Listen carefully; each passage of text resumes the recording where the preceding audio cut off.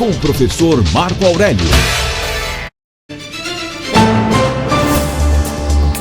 Vamos voltar a falar de política, porque, olha, o presidente Lula disse que medidas de Trump não vão dar certo. Ele garantiu isso, Marco Aurélio Freire? Bom dia.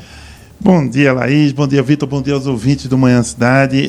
O Lula realmente falou isso no contexto de um evento. E um detalhe interessante é que ontem foi um dia no qual o Trump anunciou mais uma retaliação à China, né? Eles estão numa guerra comercial bem forte, inclusive agora o volume de tarifas que os americanos impõem à China chega a 104% para todos os produtos. É uma guerra comercial declarada. A China parece que não recua também. O dólar ontem chegou a R$6. O dólar estourou, as bolsas de valores no mundo todo vêm caindo, enfim, a guerra comercial está declarada, mas aí o Lula reagiu a isso, né? Inclusive temos um vídeo, para quem está na experiência Rádio Cidade vai poder acompanhar com imagem, né? Você vai poder ouvir agora o presidente Lula falando. Eu estou vendo o comportamento do presidente Trump nos Estados Unidos, eu não sei o que vocês pensam, mas eu acho que não vai dar certo. Não vai dar certo. Ninguém pega um transatlântico daquele, carregado, e muito carregado, e faz as coisas que estão acontecendo lá. Ninguém brinca de que o mundo não existe com quase 200 países. Quantos anos vocês passaram ouvindo que era preciso defender o livre comércio?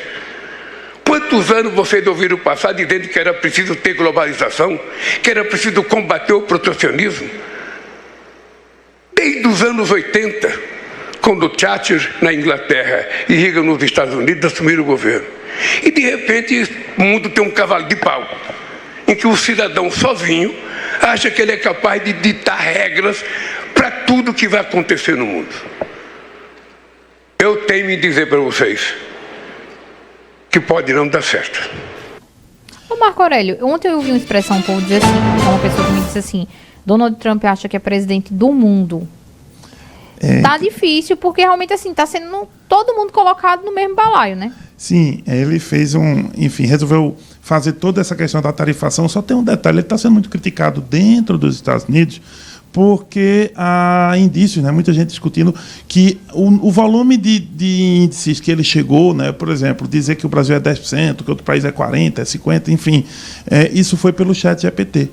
Tem gente nos Estados Unidos discutindo seriamente que o modelo de cálculo foi um cálculo feito pelo ChatGPT, tanto que ele está tarifando até ilhas que só tem pinguins.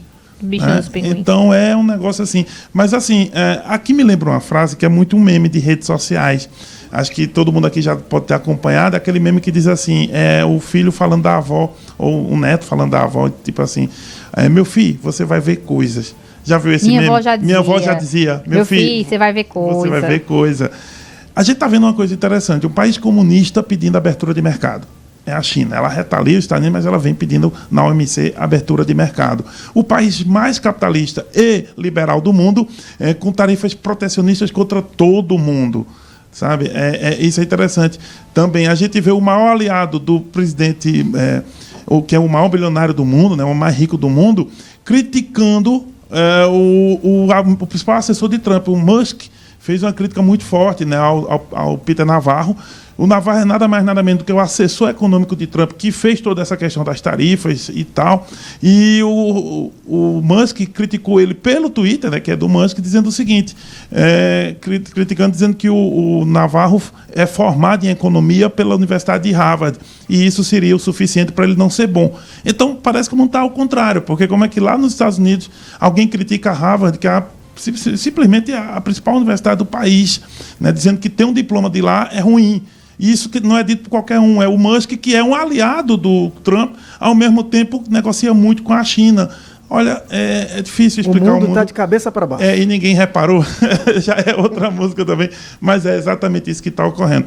Agora, o Lula ontem falou no colchão, né, de 300 bilhões de nossas reservas, 300 bilhões de dólares, e com isso ele espera que o Brasil consiga se sair melhor.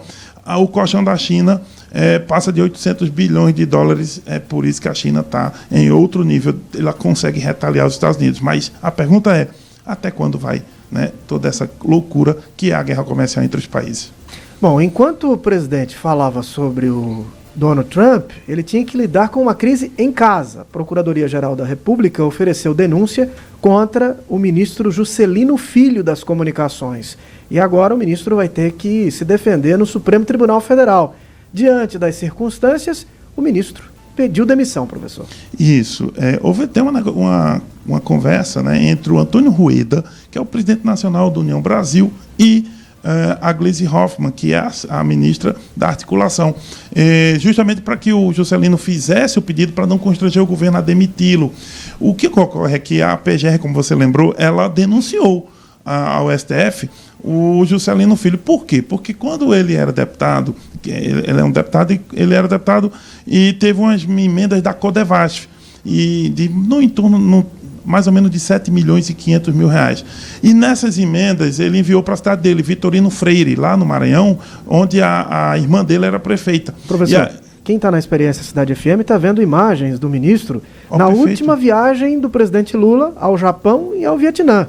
Agora o presidente Lula foi para Honduras, mas quer dizer, a viagem anterior ele estava presente, quer dizer, estava ali incorporado ao governo. Ao governo. E aí ele acabou, enviou esse dinheiro, e é isso aí que tem toda uma denúncia de corrupção em cima dessas emendas enviadas para a cidade de Vitorino Freire, que na época a irmã dele, do Juscelino, era a prefeita.